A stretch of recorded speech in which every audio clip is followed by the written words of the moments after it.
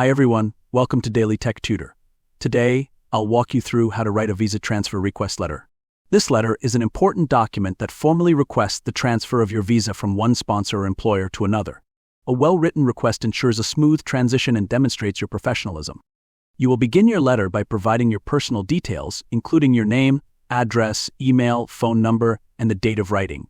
Next, you will address the recipient by specifying their name, designation, company or authority name, and address. The subject line will clearly state the purpose of your letter, requesting a visa transfer. Finally, you will start your letter with a polite salutation, addressing the recipient formally.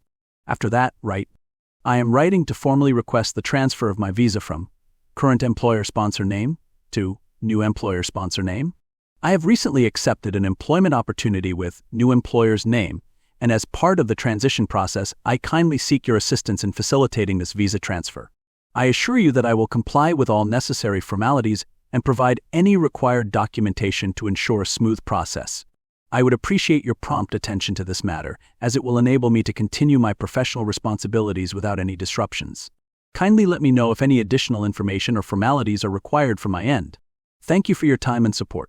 I look forward to your positive response. Sincerely, your name. Here's our sample visa transfer request letter. You'll notice how it clearly states your request to transfer your visa, the reason for the transfer, and your commitment to following the required procedures. The letter also includes essential details like your new employer or sponsor, your willingness to provide necessary documents, and a polite request for a prompt response. A well-structured letter ensures a smooth transition and demonstrates your professionalism. And with that, I end this video. If you found it helpful, give a thumbs up and subscribe for more tips on writing formal letters.